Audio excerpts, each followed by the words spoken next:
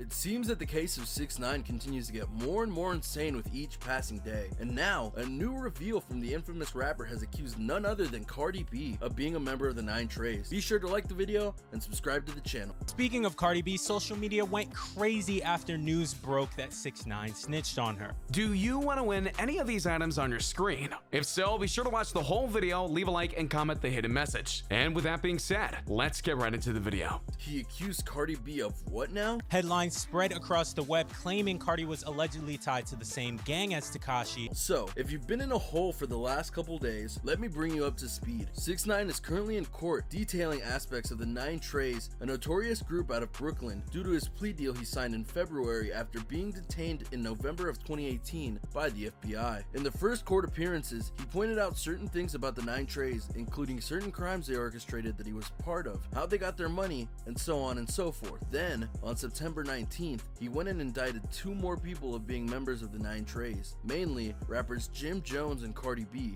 the latter of which caused a lot of waves in the rap community. Through shade at Jim, confirmed in his mind that Jim was affiliated.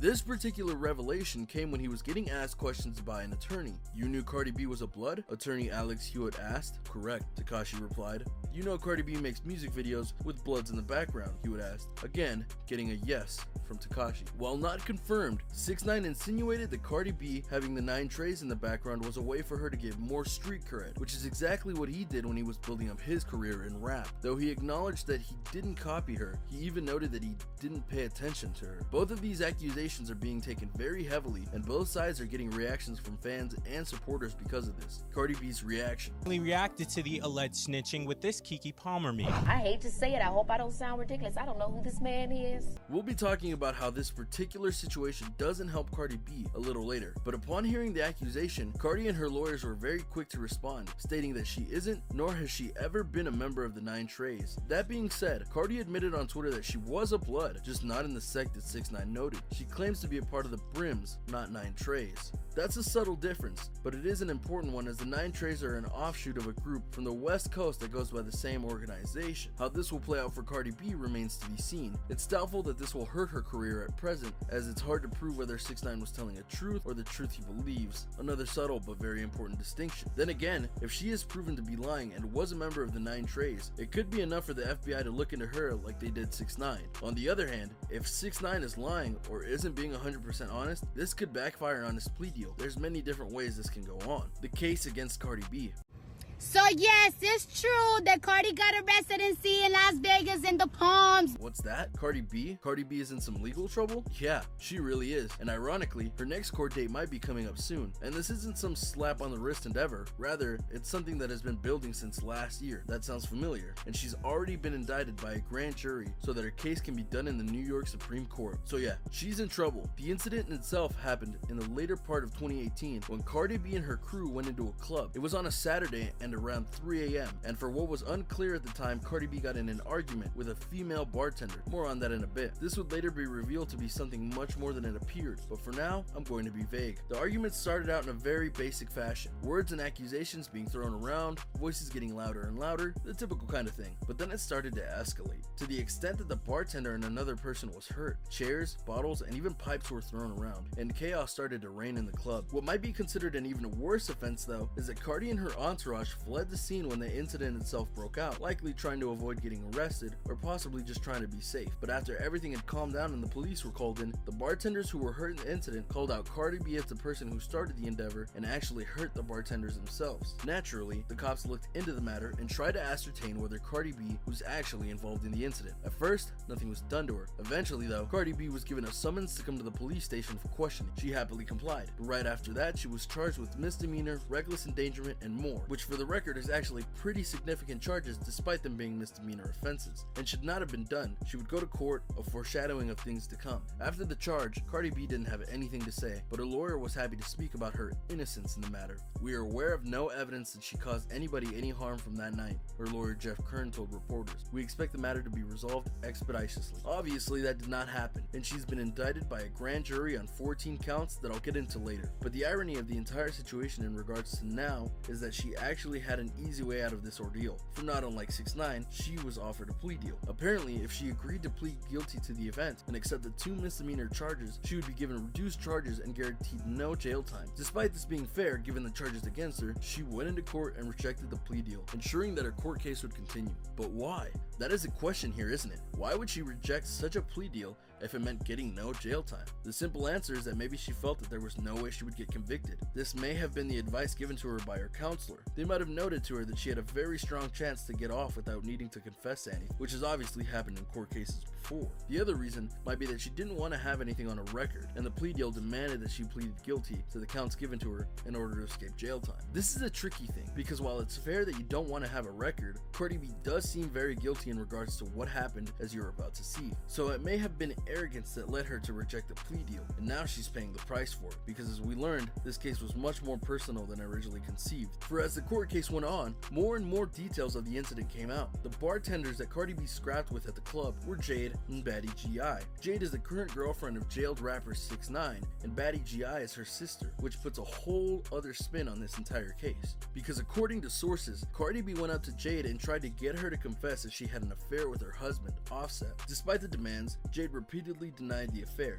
which only got Cardi B angrier and thus escalated the situation. It was at this point that Baddie G.I. got involved in order to help out her sister, and that led to the court case that's going on right now. While these details may seem small, they're actually a window into the whole situation, because while it's true that we all know stories of celebrities going off the rail and harming random people for the most random of reasons, this isn't one of those stories. Instead, this is a story of Cardi B getting personally insulted by someone who she felt had an affair with her husband. And like many women, celebrity or not, who has dealt with affairs or potential affairs, the rationale was thrown out of the window. To be clear, this does not excuse what happened, and that led to the decision on May 31st for a grand jury to be convened to see if Cardi B should be indicted on multiple counts because of the incident.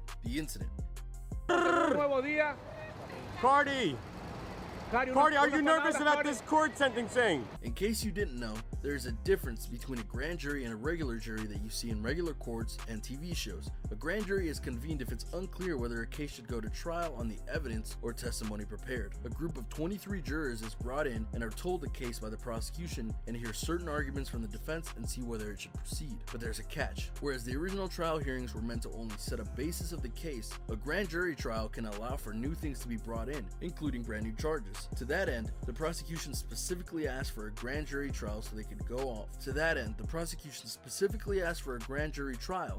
go from a simple misdemeanor offense to charging Cardi B with multiple misdemeanors and 2 felonies. And sure enough, on June 20th, 2018, Cardi B was indicted on 14 counts in the club incident. Of the 14 counts, only 2 were felonies, with them being 2 counts with intent to cause serious physical harm. The other charges include misdemeanor, reckless endangerment, conspiracy, and harassment, according to TMZ. A few days after the indictment, Cardi B pleaded not guilty to the charges, which you would obviously expect for her in this position because she's trying to get off scot-free. What's the important note though is that the charges are very serious, ones that could land her locked up for a year up to 7 years depending on how things go down. And now, because of 6ix9ine, these accusations, true or not, could potentially be used against her to show character to the jury, which might lean them into thinking that she was going to do this to someone down the line. It just so happened to be Jade and Baddie G.I. first. It's a dirty move, but in court, you move to get the things done at times. Cardi is currently waiting for her next court date, September 9th. Her co-defendants had their latest hearing, so things are moving along, but no matter what way you look at it, this is not something that Cardi B wants in her head right now, because if people start judging her before her case even comes to trial, that's not good. And of course, her fans will not be happy that 6ix9ine has dragged her into this mess. Not that she was the only one he snitched on, to be clear. The updated snitching.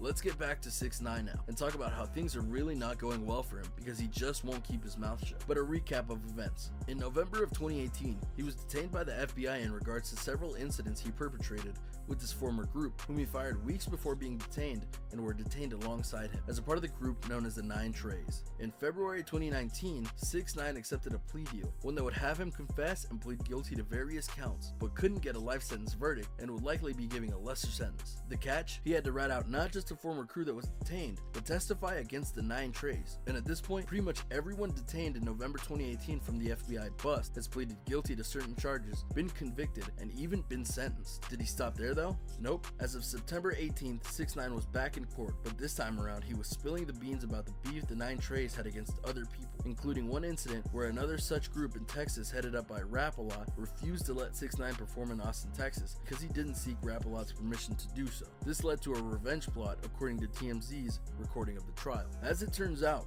Rap-A-Lot Records honcho Jay Prince was in NYC the next month, and Tekashi testified that he and the 9 Treys decided to get revenge. He says Shotty and other gang members stole from Rap-A-Lot's reps in the lobby of a building while Tekashi sat outside in a parked car. Tekashi shot video of the incident, which prosecutors played in court, along with surveillance video of the incident. Tekashi said that as they fled the scene in a car, Shotty got nervous and kicked 6ix9ine out of the car, leaving him to take the subway back to Brooklyn while packing a piece in his hoodie. This wasn't all though. He noted that there was another 9 Treys altercation approved, and it was done on rapper Trippie Redd, and many were wondering if this would indeed come out in court. He specifically went into detail into who ordered the hit, his former manager, who was there when it happened, and more. Furthermore, he documented the command structure of the 9 Treys, certain other notable incidents including an altercation that happened at LAX, and on it went. He was even asked definitively what his role in the group was. He said, just keep making hits and be the financial support so they could buy pieces and stuff like that. 6ix9ine noted on the stand that if he made something like $250,000 for a deal or a song release, he'd get like $185,000 and the group would take the rest. He said the group was the reason he was famous. My career, I got the street credibility, the videos, the music, the protection, all of the above. And his time in court is still not done. There's a ton more that needs to be revealed, which makes people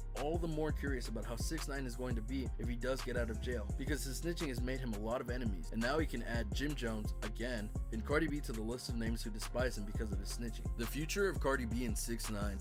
So bringing this all full circle, we find ourselves looking at the potential futures of both Cardi B and 6ix9ine based off of recent events. For Cardi B, the situation honestly looks a little dire. If these proceedings over the last few months have shown anything, it's that the prosecutors aren't going to lay down for Cardi B. They want to make her pay for this crime. They could have kept offering her plea deals or just dismissed the crime as something petty, but instead they dug deeper and then brought it to the grand jury so they could bring on more charges. Now, to be fair, it's possible another plea deal could be offered. However, since the prosecution now has a lot more to use against Cardi B in regards to the charges, jail time may be a certainty in any deal that they offer, which obviously isn't something she would want, either for her or for her husband, rapper Offset, or for her daughter Culture. Still, there's a lot of ways this can play out, so we'll just have to wait for her next court date to go through to find out more. As for 6ix9ine, his situation is both dire, yet potentially bright. As part of the plea deal, as long as he cooperates, he's guaranteed to get a lesser jail sentence. But how much less is still dependent on his cooperation and the judge that presides over the case. He could be looking at years, or he could get out in a few months because of all the information he gave to the FBI. We truly do not know.